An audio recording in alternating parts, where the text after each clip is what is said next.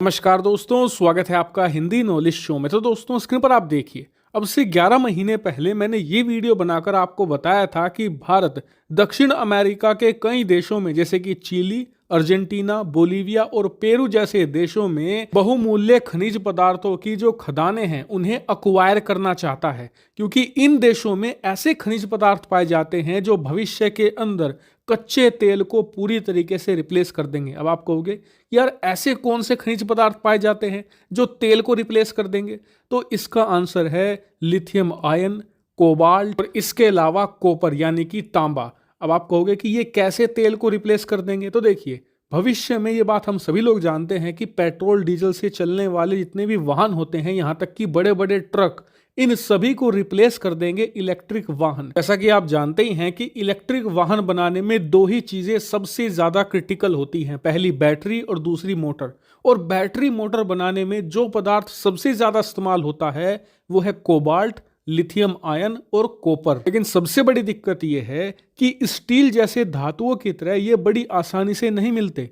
खास करके मैं लिथियम आयन की बात करूं तो कुछ ही चुनिंदा देश हैं जिनके पास लिथियम आयन के बड़े भंडार मौजूद हैं, जैसे कि अर्जेंटीना, बोलीविया, चिली, ऑस्ट्रेलिया, इसके अलावा अफ्रीका के कुछ देश। इसके अलावा और किसी के पास लिथियम आयन के बड़े भंडार मौजूद नहीं है। लेकिन इससे भी बड़ी दिक्कत यह है कि जिन देशों के पास लिथियम आयन के भंडार हैं, आपने एक बात नोटिस करी होगी कि ये सभी देश बहुत ही गरीब हैं, इनकी अर्थव्यवस्था ठीक नहीं है और ना ही इनके पास इतना पैसा है कि ये एडवांस मशीनरी के द्वारा लिथियम आयन की यहाँ पर खुदाई करके उसे दुनिया भर में बेच सके। और इसीलिए पिछले कई सालों से ये देश चीन, अमेरिका और यूरोप के अन्य देशों के साथ मिलकर कोलैबोरेशन में लिथियम आयन की जो खदानें हैं उनकी खोज कर रहे हैं, फिर साथ में मिलकर उस खदान से लिथियम आयन को निकालते हैं। और जो भी देश इनका साथ दे रहा है, मान लीजिए चीन इनके साथ कोलैबोरेशन में है, तो फिर चीन को उस खदान से लिथियम आयन बहुत ही सस्ती दरों पर एक्सपोर्ट करते हैं। और पिछले एक साल से भारत भी यही करना चाहता था।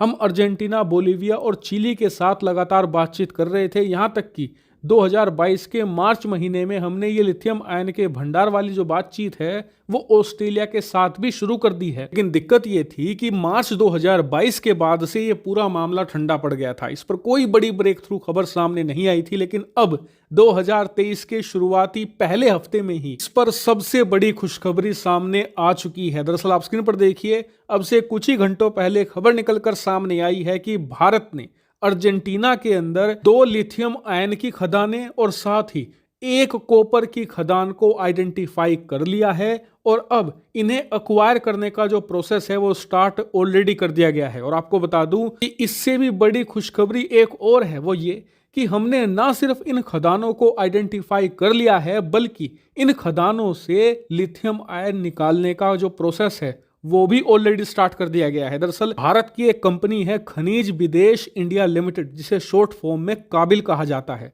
और ये कंपनी भारत की कई छोटी छोटी सरकारी कंपनियों से मिलकर बनी है, जैसे कि national aluminium company NALCO, Hindustan copper limited HCL, mineral exploration corporation limited यानी कि MECL। इन छोटी छोटी कंपनियों से मिलकर एक कंपनी बनी है काबिल। हमारी इसी काबिल कंपनी ने एक और विदेशी कंपनी कैमयेन के साथ पार्टनरशिप कर ली है। अब दोनों कंपनियां कोलैबोरेशन में अर्जेंटीना, चिली और ऑस्ट्रेलिया के अंदर लिथियम आयन की खुदाई करेंगे, यानी कि खदानों से लिथियम आयन को निकालने का काम करेंगे। और बताया जा रहा है कि यह काम ही जल्द ही शुरू कर दिया जाएगा। जैसे ही हम खदानों का एक्विजिशन शुरू करेंगे, वैसे ही काबिल और कैमयेन अपना काम शुरू कर देंगे। इसके अलावा आपको एक महत्वपूर्ण जानकारी ये भी दे दूं कि अभी हमें 3 खदानें मिली हैं। इसका मतलब ये नहीं कि हम बस बैठ जाएंगे और इनसे निकालकर अपना काम चलाते रहेंगे।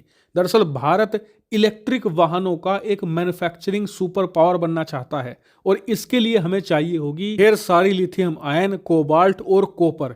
और इसके लिए हमें बहुत सारी खदानें चाहिए और इसीलिए भारत अर्जेंटीना, चिली, इन 2 देशों के अंदर खासकर बहुत सारी खदानें आइडेंटिफाई करने की कोशिश कर रहा है। हमारी प्लानिंग ये है कि आइडेंटिफाई करके उन्हें अक्वायर करके अपने कब्जे में कर लिया जाए और जैसे जैसे हमारी डिमांड भविष्य में बढ़ती रहेगी, हम वैसे वैसे खदानें खोलते चले जाएंगे, यानी कि एक तरीके से हमारा भविष्य सिक्योर हो जाएगा। दूसरी बड़ी इंपॉर्टेंट चीज ये है कि भारत को पता है अंतरराष्ट्रीय राजनीति में कभी भी कुछ भी हो सकता है। ना तो यहाँ पर कोई किसी का दोस्त है, ना भाई है, ना रिश्तेदार है, सब अपने फायदे में लगे हुए हैं। इसीलिए हमेशा आपके पास बी प्लान होना चाहिए और इसीलिए भारत की पूरी रणनीति सिर्फ दक्षिण अमेरिकी देशों पर नहीं टिकी है।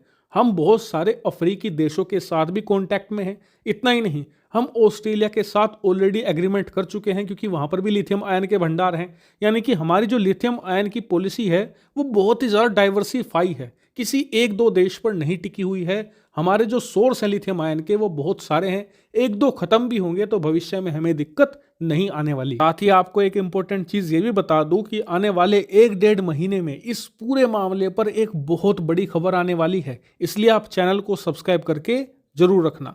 हालांकि इस मामले पर आपका क्या मानना है कमेंट करके जरूर बताएगा। Thank you very much for watching video.